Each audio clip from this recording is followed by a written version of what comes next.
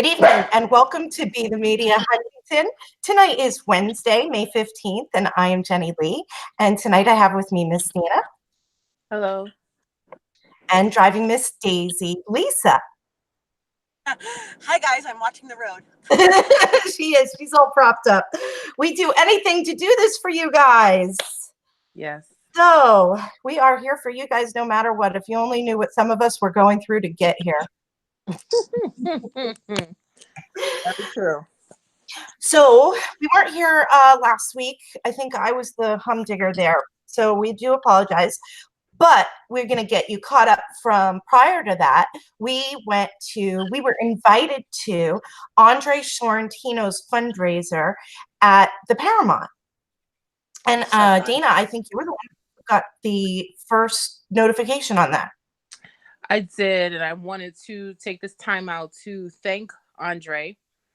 One, I didn't even know he watched the show, so I was a little taken back when I received the invitation. But I was definitely grateful.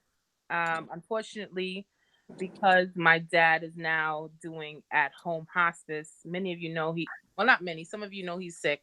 He was sick with a terminally ill disease. He has cancer, multiple myeloma. So he's doing his hospice at home, and he requires 24 hours a day, 7 days a week care. And he's not fond of nurses. So the family has to take turns. And right before, while I was getting dressed, he had a bad accident. So we had to stop. Everyone had to stop what they were doing to tend to him. So I didn't make it. But what I liked about Andre, which really stood out to me, was that he then sent me a message saying, I missed you. What happened? I missed you last night. I missed talking to you. So I was like, I completely forgot. My mind was elsewhere. And I just said, my dad wasn't doing well. I'm very sorry. And I hope you extend the invitation to me again. He then wrote back and said, I'm so sorry. Of course, if you want to meet, that's fine as well. And my prayers are with you and your family. And I thought that was really nice that he even noticed that I wasn't there. Then he called to find out what happened. And then he gave a few nice words. So I appreciate that. During these times, you find out people are not necessarily concerned with what you're going through or why you're not someplace. They're just concerned in how it affects them and what they're trying to accomplish. So I appreciate that from him. And just to make it clear, I will be at the next one. Definitely. Well, I got to tell you, and Lisa was there as a witness, I have never been to a fundraiser that was as packed. And so we have a horse race. There are 2 places available in the winner's circle for the horse race, and there are 4 horses that are running. There's already 1 horse up there, and that's Andre. Can you remind of the names? Can you remind everybody watching? Oh, well, there's on the Democrat ticket is Joan Circle, and who's the other one, Dana? Kathleen Cleary. Thank you. And nobody can remember her name. I can't even make it stick. But remember the name. We're asking everybody. I do a show about local politics, and I can't remember your name. That's got to tell you something. You're not getting your message out there. And the election's late this year. It's not. Everybody's talking about 2020, but I digress. So you have Kathleen and Joan on the Democrat ticket, and then you have Andre Sorrentino and Gene Cook on the Republican ticket. I don't think this is a race for that 1 spot after what I saw. I think Andre's in. If you saw who was there, but not only that, you couldn't get through the crowd. It felt like we were having like a local, very nice, not completely connected, but body orgy with everybody that was in there because you couldn't move, and you're moving and you're getting all rubby and you're getting very intimate with everybody. Like I was grabbing everybody's wallets to see how big they were. Oh, butt grabbing going on. Yeah, there was. I'm telling you, when I said somebody touched my butt, and it got a little weird after that. So I started grabbing some wallets. Why not? So we had so much fun. The food was so great. I'm so sad you weren't there, Dina. But I'm going to tell you, like, there were all these big blue collar guys, all these big Italian construction guys, just sweating. There's so many people. And when Lisa and I went to leave, because we had somewhere else we had to go, we went left. There's still a line out the door trying to get in. We couldn't get out. Incredible. You couldn't get out. Andre is very different for many reasons. He's well known in the community as a regular person. But Andre is also someone, when you saw him, when you walked into town hall, he never turned his head. He always came, he always talked to you. And I remember the very first time I ever met Andre, he was like, you know, he has that, you know, the little macho Italian where he's like, I'm having a turkey drive and I want you to come. And I was just like, who the hell is this? And I was like, okay, sure. So ever since then, he's always like super down to earth. He always talks to everyone. And if you have a problem, he actually calls. What I like about Andre is that when you have an issue with him, he doesn't tell you what your issue is. Wait a minute, I called you to tell you something. How are you going to tell me? He actually listens. So I appreciate it. Very well. Like Depot Road got cleaned up. He's telling everyone New York Avenue is going to be cleaned up this next week. Like he's not just some dumb politician running around trying to get photo ops. He's making it look great out there. He's doing a good job. I fell in love with Andre. I had not gone on record at town hall in a very, very, my husband knows him through the business. He's just a generally nice guy, but I fell in love with him when he supported me when I really needed it. I had to go back down to town hall when we had to talk about the civics. Do you remember when I went on town record and I gave the speech about the fake civics and how they were representing the people? I had not spoken on town record for a while, and that was a hard subject for me because it was more personal than anything else, because it was, part of my life story. So I went on record and I did all that under the bus throwing. When I was done was when all the anxiety started. And I went to the back, and he always stands in the back there. And he recognized that I was really nervous now. Now it's done. I'm like, oh my God, I'm shaking so we're gonna blah, blah. But he grabbed my hand and he steadied me so that I didn't look like I was the mess that I was when I was there. He's so sweet. So yeah, he's a nice guy. He's really starting to grow on me. And I really do.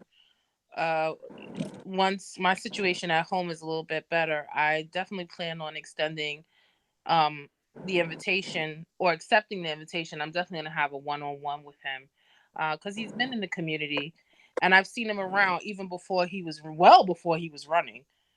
And I just like what I see. You should do the interview for us for here, and we'll air it as one of our things. That's a good idea. Yeah, no, I like how you interview, actually. You do very well with that. Okay. Lisa did a tremendous job at the Heartland. We're still waiting for one more piece of information to put that together for Christine. I think May is just insane. Are you guys getting all the backpacks home from school with all the money requests and everything? May's crazy, but we're getting to it. So you have that first spot. I'm pretty sure Andre is a shoo-in. If he doesn't win with the most votes, this is going to come down to who gets the most votes with the 4 people, and whoever gets the top 2 tally-wise. So if nobody knows who that person is, and on the other Democrat ticket, which most people don't, from what I'm understanding, you're going to see this is now a race between Joan and Jean. And it's really hard to be the incumbent. I'll just say that. I'm not saying that it's never been done, because we've seen that in the last election. But what I'm saying is usually very difficult. And Kathleen, she's a very nice person. I've spoken with her on different occasions because we've met on different levels. But she could definitely use getting her name out there a little bit more, because I have on my block, there's a mixture of Republicans and Democrats, and a lot of the Democrats didn't even know who she was. Yeah. In fact, most of the people I talk to still assume that there's this other man that's running. They don't even know she's the other person. What other man? There was this guy. I think we showed him that we showed. Oh, yeah. I forgot his name. Yeah. He came out really early. Yeah. I forget his name. he was in there. Bento. Yeah, Bento. He's been Oh, gone. that's right. He was fun. So that's definitely what's going to happen. It's just going to be he or she with the most votes between. That's my prediction. Again, we're an opinion show. Make it or break it. It doesn't matter. That's what we're here to bring you all of our own opinions on the topic. But I think that's how this is going to play out. Andre's going to boom. Everybody loves Andre. Oh, he's. I think Andre and Jean, a lot of things will get done quickly. That's my opinion. Well, and the thing with Joan is with that accessory apartment More next. action. And like what Dean is saying is so true. It's harder sometimes when you're an incumbent because you already have a record. And her record that she's going to be running now is going to be the introduction of that accessory apartment law. So that plus some other things. I mean, there's other things that people have, but she has a record. So I think honestly, okay, so like on this show, we all know that in the last election I was pro Joan, and we all know that you guys are both Cook fans. Now both have enough crap behind them. Yep. If you really look at Yep. what your decision is going to be. We're mad at Gene because he's going for that extra term that he said he wouldn't go for. So, I mean, I'm hearing all sides of everybody because local politics, again, we've said this so many times, it's very different. It's not necessarily, I'm a Democrat, and it's not national politics. In most cases, you run into your town council people in your life. Like, you're going to see them, you're going to know them, if you're involved, you're on a first name basis with them. So I think what you said is right, though. It will come down to both Cook and Sergel. The thing is, like I said, both have dirt, a tremendous amount of dirt. So, and when I say dirt, I don't mean like gossip. I just mean things that certain parts of the community view as negative. So I think it will basically come down to. I have dirt. You have to excuse me. I'm working on 2 hours of sleep, so I might slip up a little bit. But so I think it will be interesting. Of course, I like Joan for my reasons. I like Jean for my reasons. If I had to, it would be a difficult choice based off of what I've seen in the past year, especially what I've seen in the last 6 months and certain things that took place. I don't know which way I would go. But I definitely do like Andre. And actually, this was the first year I was not invited to any of Joan's fundraisers, so I don't even know what she's running on at this point in time. She had 38 people show up. Sorry. That's what I was told when I was at Andre's thing. Somebody, because I could not believe the sheer size, volume, and the people that I saw. I show up. And my husband's business partner's mother, like people who are in the industry that drive big trucks around town. You're talking about like your blue collar guys, your guys that really, they work in the elements 24 hours, you know what I mean? 365 days a week. So these aren't people that are typically involved in politics. They're not the political beings. They're the guys that go out to work every day and work these 12-hour day. They're the firemen. Like, remember when we went to Dom Spada's at the Paramount? That was a good fundraiser. We were like, wow, there's a lot of regular people here. But you could walk around at Dom's. The only person that could see anything at this one was Dom, because he was so tall. He's the only one that could see what was really going on at the other room. The rest of us were squished together like tiny little sardines, trying not to sexually assault each other. I don't know if she only had 38 people. What I will say is this. Andre is well liked, but Joan also has a lot of support because I've witnessed her fundraisers, and sometimes it's also not about who shows up. It's about who donates, because but let's be honest, that's what a fundraiser is for. Yep. So she does have her share of people from before, when I was when her election, when she was running the last time. She does have support, so don't think that it's just going to be easy peasy, because she may not have, the numbers may not have shown up, or I don't know when the person counted, but I've gone to quite a few of her fundraisers, and they're always well attended. And she also has a lot of the big wigs that come. I think the last time I was at her, Frank at Stone something. was there. Yep. She Who? has the support of the machine party people, the people Yeah. who hold the machine together for the Democratic Party. She has their support. She has their funding. She is what I would call part of the Democrat local swamp creature type thing, because that's her base support. But you're right, she does have it, and those people are very heavily involved, and they are a well-oiled machine. I will say this, though. I would rather have the support of the vote than the financial support. Andre So win. He already won. here's with the Democratic Party. I'll tell you this: most candidates who tote the line and go with the party chair Rich Schaefer thinks, they usually win. I'm just going to be very honest with you. And if you do your work and you find out normally who he backs, they win. It's true. And when you have people like Tom Swazi come to your event and it's just supposed to be a little quick get together, yeah, money really talks. And we saw how much money talked when Frank was running. They spent like $1 million on their campaign, and he won. And you know what they do also is they lobby at a state level for you. So when they're making the negotiations for, oh, you come out, support me and this and that, once you get the support, if you look at the flyers, and I think we've broken this down before, if you look at the flyers that come in the mail, it'll tell you who's sponsoring those flyers. So part of the negotiation deal when you become a candidate is we will get the state to sponsor 6 of your flyers for you, because they're about $40,000 each, from what anywhere from $26,000 to $40,000, depending on how large of a mail drop you want in your area. So they will get the state. That's part of the whole negotiation process when they're negotiating for the party lines and all of that. So they get the state support in a Democrat state. That just adds on to the money you already made without you having to spend your money. So it's a gift. Yeah, it does. I mean, we can't just count out money. We have to be realistic, because money is what makes, they need money for the flyers. They need money for advertisement. Money makes the world go round. So the more money you have, the better you are. I'm sorry. That's just how it is. That's why we don't monetize our videos. I don't want anybody politically advertising on my channel just because I accepted a nickel per view or something. Yeah. You are not. Nope.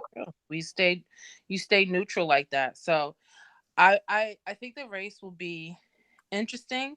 And I like that idea, Jenny, of me interviewing Andre. I have to reach out to him. I'm sure. I'm more than sure he will agree to it. You're probably the only one that Joan will give an interview to. So you should grab her while you can too. Yeah. I think this go around, maybe we'll do one with each of them. Yeah, I think we should. Why not? We could do one with each of them. I know Jean very well. I know Joan very well. I don't know Kathleen, and I'm getting to know Andre. So I think I could do. I know Kathleen, but just on an associate level. I don't know her. Right. So I think that's an excellent idea.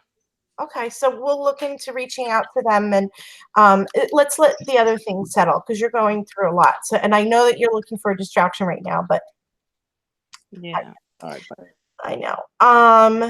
Okay, I have some exciting news while we're on a good subject, and it does involve a little bit of politics, because I'm a little proud of my supervisor, and I'm going to take a moment when I can to say that I'm proud of my supervisor, because I don't know, I'm just what? I'm excited something happened. No, what'd you say before that? I'm proud of him because he did something and it made me feel good. So anyways, I'm going to say that I'm proud of my supervisor, Chad Lupinacci. You're going to get a proclamation in the mail, girl. Well, no, it's not my birthday, but oh yes, it was. Maybe I will. So,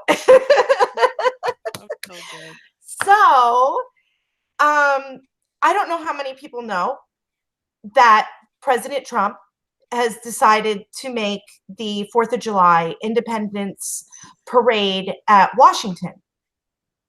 Well, part of that is a process that they are looking for one marching band per state to represent that state. So they will have 50 marching bands, one from each state in the parade, along with a bunch of other stuff that I'm completely unaware of because I'm not planning the parade. So there's a process, though, apparently, that went out to governors or whatever to send out to towns. And Chad Lupinacci nominated the Huntington Blue Devils marching band be the marching band that represents New York State at the Washington Independence Day Parade for 2020. And there's a process. Once you get nominated, because other people are doing the nominations, right?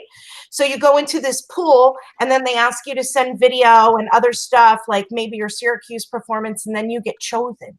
So not only did Chad nominate us, which was amazing, but we got chosen and we're going to the parade in 2020 in Washington. It's so exciting for us. So cool. You froze. I froze? Oh, for how long? We're going, and then go ahead. Not only are we going to Washington for 2020 for the Independence Parade, but we won. I mean, we were nominated and we won. So there was a process that we didn't even know that we won. Congratulations! I'm so happy for you guys. Go Blue Devils. And we have an amazing marching band. You can tell I'm in the cult. I Blue Devil through the whole summer until the fall when the season ends, and then we get seasonal depressive disorder until it starts again. So I just wanted to say congratulations to the Huntington students who probably have better things to do than watching our show. Whew, okay. On May 8th, there was a ZBA meeting on the creek side by the harbor, phase 2. Now, we're going to talk about this because I know you guys already know the material because we covered it. We went down and we talked about if anybody. Yes. Wait, well, I remember. I'm sorry. I did get an inbox, and people are asking for us to do more of those on-site shows. Yes. You know, when we go there, like when we went to there, a lot of people are asking for more of those shows. I just wanted to remind you while I meant to text you that before, but I forgot. But go ahead. I'm sorry, because I would have forgotten again. Well, Lisa, we have Heartland. Let's put it up. Lisa, I have no volume on Lisa. That's why she's. Yes, we have to put that together. That's why you weren't coming through. That was awesome. Yeah. Yes, we have Heartland, and it's beautiful. So I'll give you some background behind the Heartland before we jump over to this. Can you hear me? Yes, we couldn't hear you before. Can you hear me? I'm here. I can hear you now. I got you now. Lisa. Oh. Okay. No, it's going on and off. Go inside. Go inside with your Wi-Fi. Yes. Go inside with your Wi-Fi. You're home now. This is the funniest show we've ever Hello, done. I'm here. Can you hear me? Yes, on and off. We can't hear Lisa, and I have The Wi-Fi's working in the house. All right, I'll try. Okay, go in the house. I'm on live. All You want everybody I'm to see going my- in. I'm going in. live. Oh goodness, do not screen share, Dana. No. She's going. Hers is coming in and out, and my little ones who just love to be in their birthday suits are running through here. I'm like, I'm on live. Oh, we need the dog to start chasing a raccoon out back right now. No. I'm on live. Hello. So yes, the Heartland, we did an amazing filming. We were waiting for Christine to get back to us. We kind of lost the ball because again, May gets so busy, but it was so funny. We went down, we did a great thing on the site. And the thing about what we do is the microphone, if it's windy or this or that, the most important thing you need to get is the sound quality. Not so much the faces. It's nice to go down but that microphone, if you're caught in a windy place or something like that, you lose all the sound. So we had Liam outside of my moonroof with the camera and the tripod, right? And we've got Christine on the inside giving commentary. It's really good quality, if you ask me. But we got pulled over by the police. We're going. It was so funny. He just wanted to let us know to be careful because there was a lot of, gangs and stuff where we were inside, and there's, not a lot of people and stuff. But it's so funny. I'm like, of course we're getting pulled over. I got a kid hanging out of my car. But so tell whoever inboxed you, we do have some stuff that we have been doing, and I have a lot of ideas coming out. We just, we're at a really busy time in the school year right now, and we're volunteers. We don't take advertising. We don't have sponsors. We do this all in our non-free time because we're moms and we don't have any free time. But yeah, Lisa, that was a good one, right? Now that you're settled, let's see if we can hear you. Can you hear me now? Yes. Okay. You can? Yes. Yes. Okay. Yay! Okay, Creekside by the harbor, phase 2.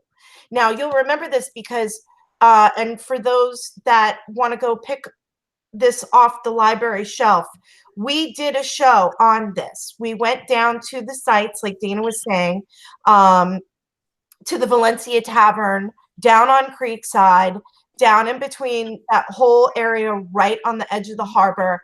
And we did a live filming on that. If you go and look for the thumbnail that has a picture of the Valencia Tavern, that's the episode that we did. It was a really good one, and we did a lot of driving around town, if you want some background on that. So Creekside is back. It's back. It was at the ZBA. They were seeking a variance, and it was great. You know the Sutter family who runs Save Huntington? Mm-hmm. Okay, they did the cleanups down at the mill pond that we showed. So they actually grabbed a measuring tape at the ZBA because they kept saying, we're only asking for a little bit of a variance. They grabbed and showed how much a little bit really wasn't. And they gave this really great visual on that. But what I really want people to know, there was this man. Okay, so guys, grab your pen. If you're watching now, you're going to go to the town of Huntington. I'm going to bring you there and show you. You're going to go to the town of Huntington website, and you're going to go to meetings, and then you'll go to videos, and you're going to go to the last ZBA. Yes. Hold on. I'll show you real quick because there's something else I have to show you later with this, and I left it up. Okay, so you're going to go to the meetings on demand under the town of Huntington, and you're going to go to the zoning board meeting right here from May 9th and to the video. We're not going to do it now. All right, and that's going to give you the zoning board meeting, which was 4 hours and 6 minutes. Okay, and I have to tell you, though, this is why I'm giving you this part you're going to want to watch. Hold on, stop sharing. Okay. Go to 1 hour and 43 minutes in. You only have to watch to 2 hours and 6 minutes in. I'm going to give you a tiny breakdown on what happened. This guy named John D. Esposito, who was appointed, and he made a point to say this too. He was appointed by Supervisor Retaliata, Tony Teep. That's how far back this goes. He was appointed by Supervisor Tony Teep, who was Tony Retaliata back then, to the Citizens Advisory Committee for the LWRP. Now, they started talking about wetlands, and this seems to be the issue that might really hold up this project, is this wetlands issue, because they are on wetlands, and you can't just build up to the wetlands. So he was made part of the LWRP. So I know everybody's saying right now, what the hell is the LWRP? Well, here's what I found funny. The ZBA didn't know what the LWRP was either. They said, if you're going to enter any evidence onto record, you're going to have to present it to us. Can you present it to us? And he goes, no, this is my only copy. And he goes, and it's your record. Is, what do you mean it's my record? He goes, this is a town document. So hold on, I'll just show you what the LWRP is. So the LWRP is the Local Waterfront Revitalization Plan. And he said they spent like tens of thousands of dollars to have citizens sit on this advisory committee and form basically the laws of how the town should be. Wait, let me shut this off. Did I share it? It never shared. God, I'm so sorry. I'm so bad at this. I'm a bad hostess, guys. All right, so here's the LWRP, the Local Waterfront Revitalization Plan. And this is how the ZBA is supporting the town and everybody, how they were planning to make the waterfront better. What they had to do to be able to bring the birds back, to not deal with the stormwater runoff, the water quality, all the things they needed to do. And the suggestions that were in the LWRP was for the town to take the property by eminent domain and protect it. Because so if you have to go 1 hour, 43 minutes in to 2 hours and 6 minutes in and listen to John Esposito's testimony about how he talks about how when it rains and how this is better for us than the plan that Creekside by the harbor, which we call Crap Creek condos, what they want to do by paving it is going to hurt the wetlands so much worse. Like even the roof plot, because when the rains come down and goes through the ground, it's a water filtration system for our water before it goes into the bay, right? Before it goes into the harbor, which we already have enough problems with. So I thought his testimony was so amazing. I wanted to shine a light on it, and I hope people go and listen to it. Also, 3 hours and 31 minutes in, Daniel Carpin gets up and gives testimony. He just totally loses his shit at 3 hours and 31 minutes. And it's funny, when he first gets up to talk, he's like, so my wife gave me a garlic pill and some beets for my high blood pressure that I'm going to develop before I come here, because it's such a sensitive topic for him, for the environmental stuff. And he lost it because they weren't understanding that just because you approved this project under the C6 zoning doesn't mean it was legal. And it's not legal because it's not legal under SEQR, and they broke all of their old rules. And it happened, it's a shame, this was all done under the Patron administration. And of course now the Lupinacci administration, I guess if that's what you want to call it, has to deal with the fallout of these things already being approved and now going through the Zoning Board of Appeals, seeking variances that could literally stop the project if they tried. So that's where we're at with that. I mean, but you said it right. It is the Lupinacci administration, because that's who the supervisor is. Just like when it was the Patron, Right. there, it was his administration. And my theory would be, I mean, I'm assuming, we have competent people that work in the town. So if the Patron administration did allow things to happen that was not valid or not Illegal zone change through the Yakutis. Sorry, you froze. Yeah, but what I'm going to say is that I hope that the new administration, the Lupinacci administration, puts halt to things that were not done properly. Well, you can't fault them for what the previous administration did. What we can just hold them to task is how they take care of it. I think they're worried that the developer is going to sue them. I think they're more worried about litigation than anything else. But technically, what could the developer sue the town for? If the town made a decision and they knew that it was illegal, this administration then they could sue the town. No, they really could. No, I'll take that back. Yeah, because it was already approved. So so technically this guy can already build 14 apartments. It's been approved. They changed the zoning to C6, which allowed them the maximum build, but now they're seeking less of a setback requirements and parking variance, I believe. And they're trying to say that it blew my mind watching this. The developers trying to say all the rainwater that will fall on top of their development, that they're creating a special drainage system right? That's going to make sure that it absorbs all of their rainwater that they're responsible for on their property. So they're actually helping fixing the flooding situation down in Halesite. It's comical. Like, so we had a team of engineers spend millions of dollars that fixed this, that didn't fix it. You think you can do it with your one project because all the rain that's going to fall over your 4 acres, your 4 plots that you illegally put together? Learn that tonight too. The developer bought 4 different separate plots and put them together illegally without filing the proper secret paperwork to do so. And they could pull that on a technicality as well. Well, what happens if the wind blows and that's not your rain that comes over there? Do you give the rain back? How does that work? Like, what if you have like a crazy windstorm, or what happens when it snows and the wind gets crazy? What happens, if some of that snow falls on Doc Spencer's office?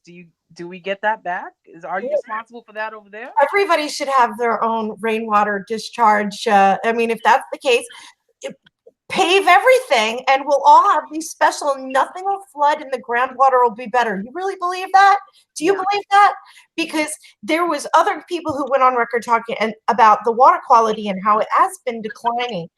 I'm telling you, I know it was 4 hours, but I've really brought you to like 20 minutes that's worth your while. 1 hour, 43 minutes into the May 8th ZBA. Listen to this guy's testimony. He knew what he was talking about. He really spoke very, very well. Our friend Kristen Kuhn was there also. She spoke very eloquently about the wetland protection. And they were trying to explain, you need that to feed the ecosystem. That's where the food for other stuff grows and hides. And, you can't be building on it. The town really should purchase it and make it, the wetland protection area in the harbor. Buy it from the developer. I just need a second, guys. Go ahead. Okay. So I'm good. But, I'm just dumbfounded by these developers, and I mean, they just don't give a crap. They just don't give a crap. I mean, that goes without say. And our water, I mean, we live on a damn island.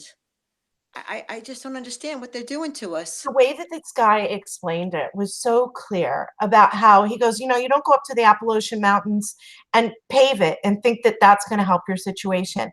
And so we should not be paving and doing what we're doing so close to the creek, basically.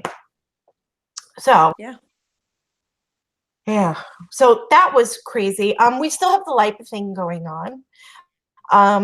The group is just growing.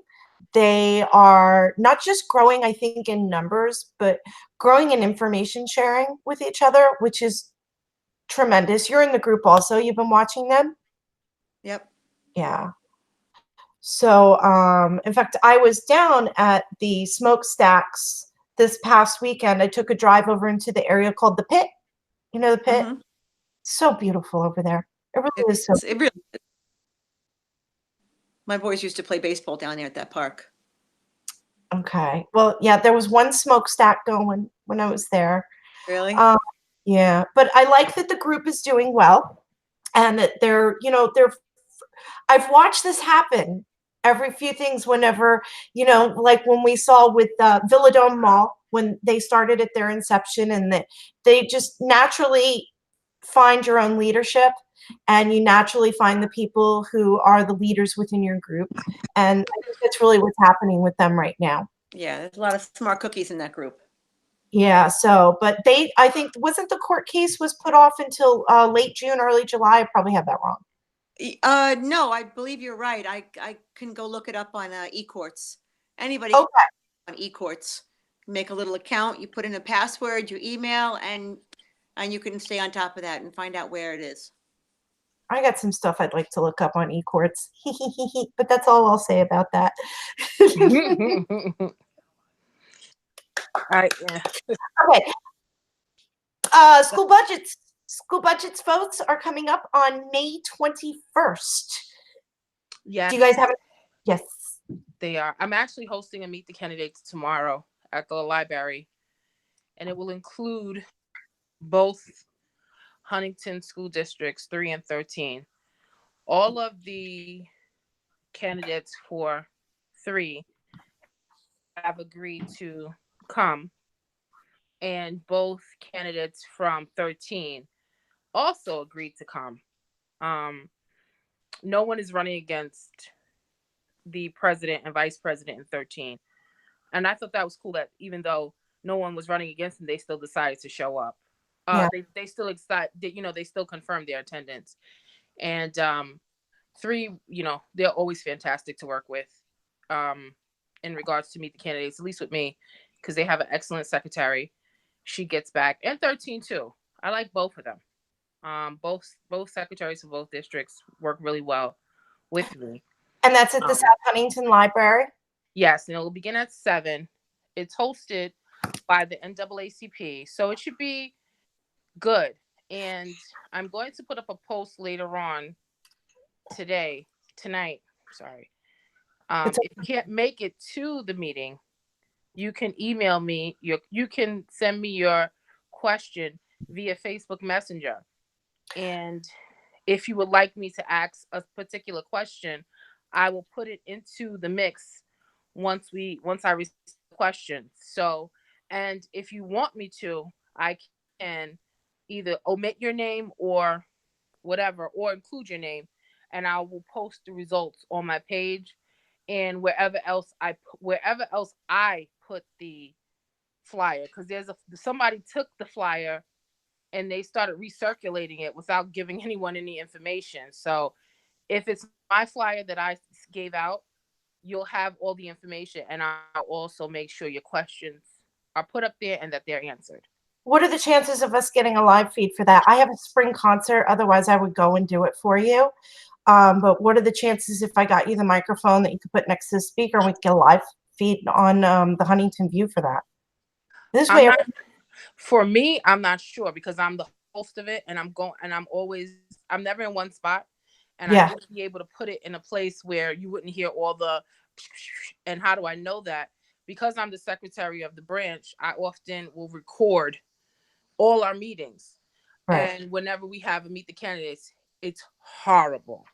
Oh. People are coming in, moving. If my phone picks up every. That's why I said the microphones matter. That's why you got to take it. You put the microphone right over by the speaker.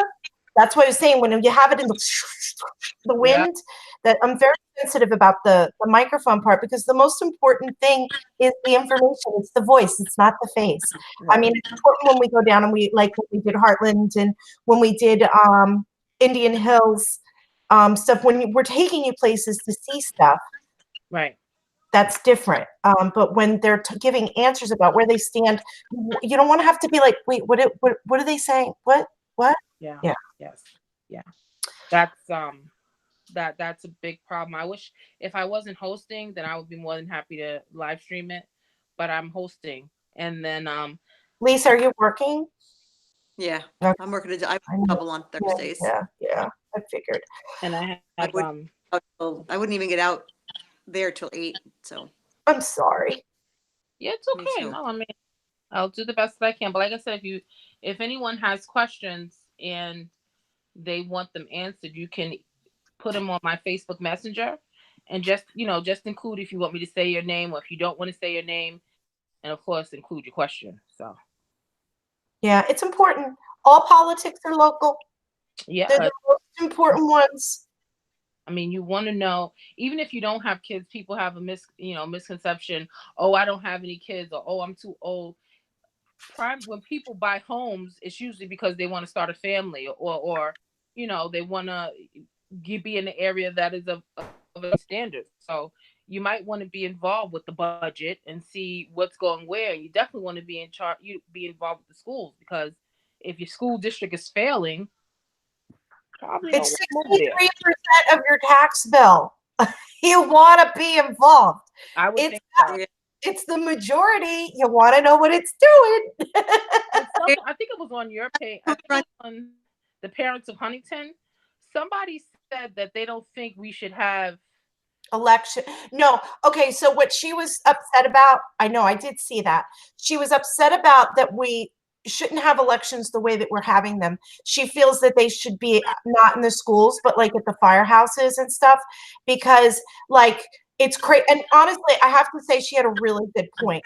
We have to show our ID to go into the school because of the new policies with all those school shootings and everything else. We've had to install these double doors.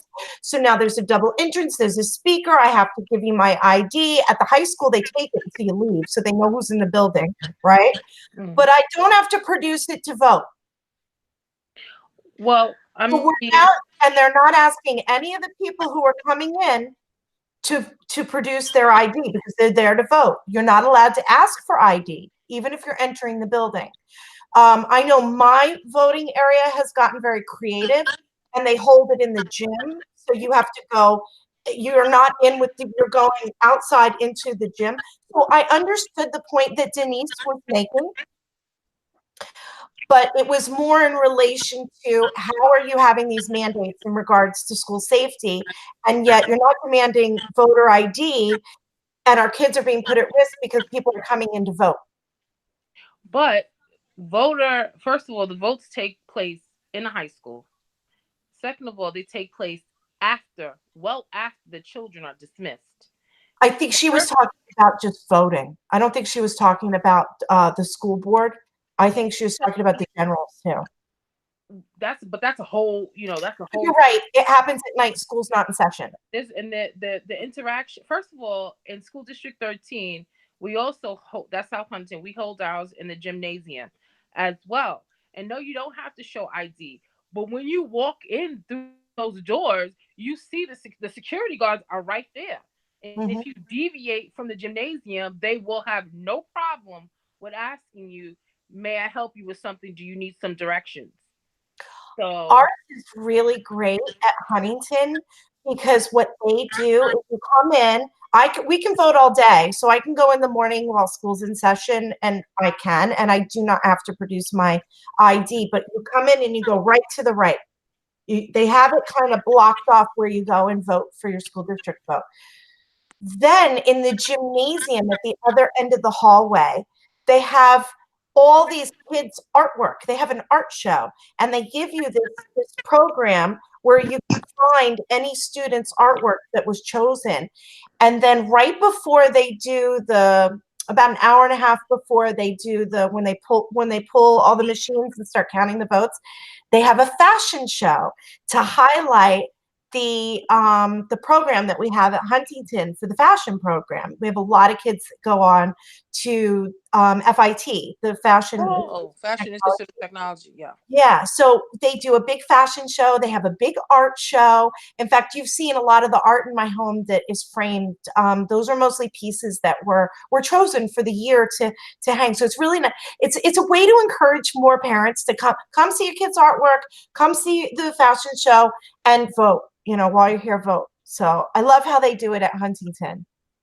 I think I think we have a good security system so far. I mean, I don't really. It's annoying because you do have to show ID when you drop your kid off. But think about it: when we have plays or something, we don't have to show IDs. We're assuming you're going to go to see wherever you're going to see. You walk right in the building.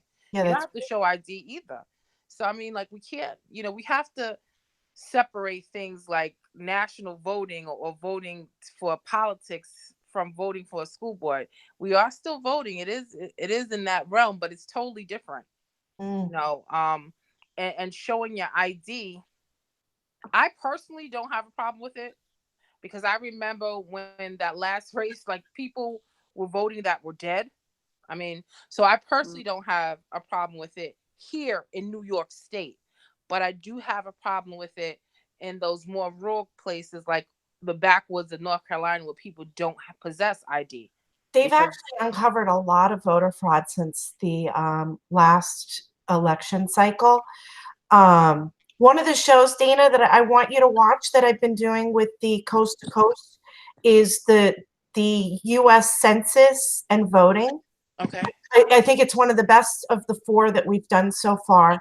But if I wanted you to watch any of them, that would be the one I would ask you to watch.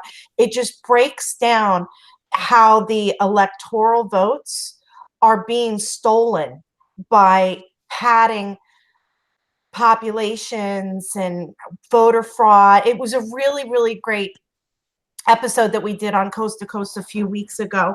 And that's, like how we have a couple of episodes here that were like, that was a really good one. You have to go back and watch that one because we covered the blah, blah, blah, blah, blah, blah, blah. That one so far out of the national one that we're doing now is my favorite. We have to have you on as a guest soon. Yes, I would love to. Yes. Definitely. I mean, it's interesting. I will definitely look into it. Voter fraud to me it goes both ways. I mean, both political machines use it to their advantage, whether it's negative or positive. In their eyes, they both use it. Some of them use it to. This was different. Do you remember in Palm Beach that boxes of ballots were just showing up? That's different than what, when I guess you're talking about redistricting and voter suppression and those types of tactics that are typically used by political parties.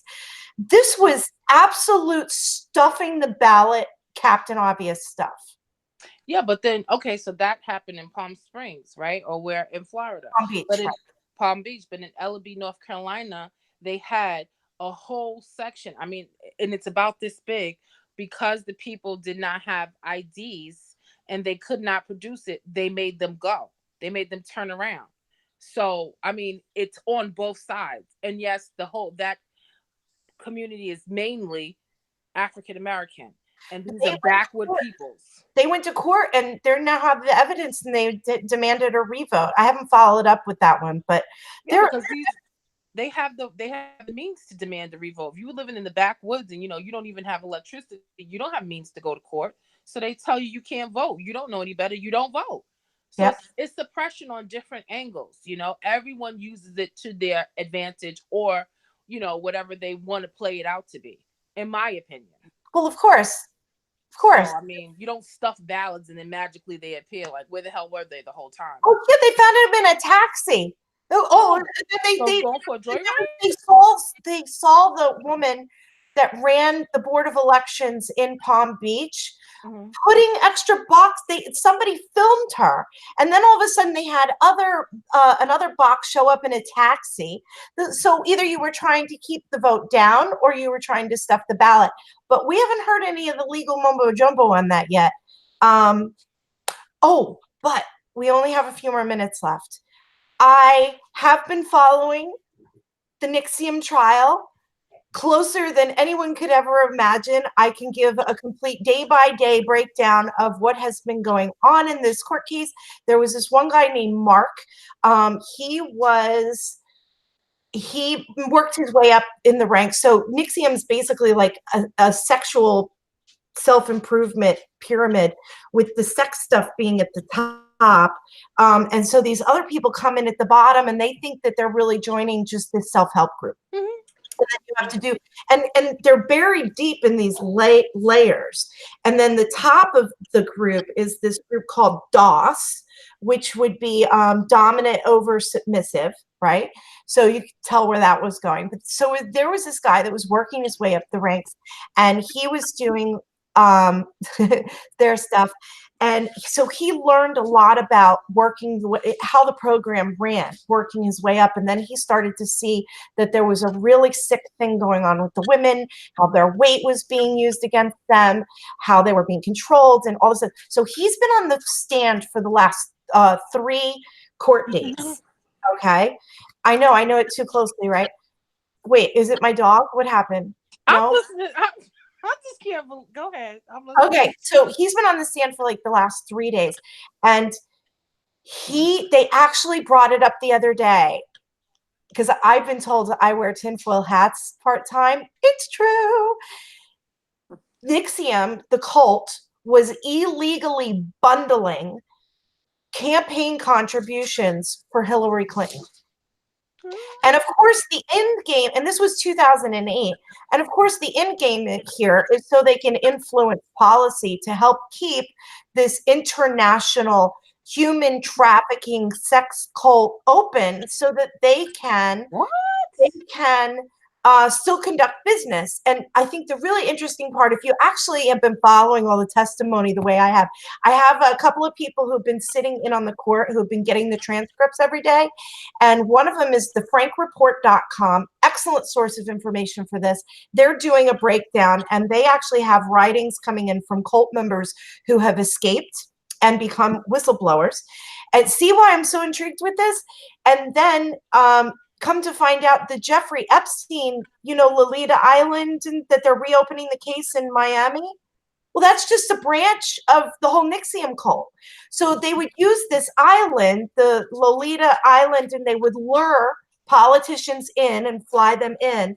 And then they would put them in compromising positions and get evidence that they're in compromising positions to use that as blackmail against them to be able to get things done. They had such a huge politically reaching, they had, so the lady, the Seagram heiress, Brothman, right? Her daddy was the Seagram's fortune guy. And what they did is he was the head of this whole international Jewish coalition. So he was very involved politically on a national level. She hacked his computer, and in that, she hacked Schumer's emails. She hacked. Oh, they cut her off. The CIA is listening. Shut up. Emails. They cut you off, people. Girl. They cut you off. Can I tell you though, none of this is being covered, not on Fox, not on CNN, not on NBC, not on PMS, CBS. It's not being covered on Meet the Depressed. It's not being covered on anywhere. I have to dig this stuff out and follow people who are reading the transcript. Why is it being ignored? Well, if all this evidence is being put out there, then why aren't they in jail? Is this an insane? Well, because they're in court. You have no money, Lisa. People are going to jail. This is the case of all cases that isn't being followed, and it breaks into so many areas of what we've always known that there was something wrong. We've always known there was some sort of level of weird control that something was happening because it wasn't right for a very long time. Yeah. And let's face it, the biggest thing that politicians don't want to get caught up in is, a crazy sex scandal. And happened to Wiener. So, Michael Avenatti, Stormy Daniels' attorney? Yes. Okay. He was the attorney for, she just died. You see, I killed her. He was the attorney for the Seagram heiresses. Stormy Daniels is a NXIVM cult member. One of the things that they would also do is they would have women get together in groups and accuse politicians of sex scandals to get them to resign out of office, even though none of it would be true. But they had enough people and they had the media's voice to make it happen. This is all going on in Brooklyn in a trial under testimony. That's weird. It's bonkers. So frankreport.com, or if you can go to Twitter, there's this really great girl. She blogs while she's in the courtroom. Her name is Ayla, A-Y-L-A, Ferrone, F-E-R-R-O-N-E. And she's also getting the transcripts, and she has a blog. These are the only people that and there's another website, I think, called artvoice.com. It's one of the ones in Manhattan that they're doing a couple of blogging on it. But other than that, you're not really seeing much coverage of this. And it's so far reaching and it's intriguing. I mean, it's got sex, it's got money, it's got blackmail, it's got everything. You could make a Game of Thrones out of this thing. Why isn't somebody on this? Because it's too much. You don't want to pull too much layers back. You don't know what's going to be at the core. So I'll keep giving a little update on what I know in little pieces because it's a lot to digest. It's a lot.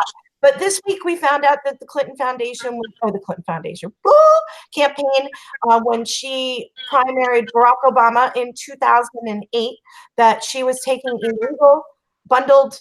And it gets better. The cult leader Keith Raniere, he had business dealings with Bill Clinton when Bill Clinton was the Ew. governor of Arkansas. Arkansas. I got it. Jenny got it. Starts with an A. Okay. Woo! Wow. Wow. So, anyways, guess what time it is? I'm still in shock. I can't guess, but I'm assuming his time is up. It's time for you to go to bed now. You can go to sleep. It's all done. It's over. So hard. Oh, goodness. Well, on that note, we hope everyone enjoyed tonight's Huntington View. Have a good night, everyone. Good Good night, night. everybody.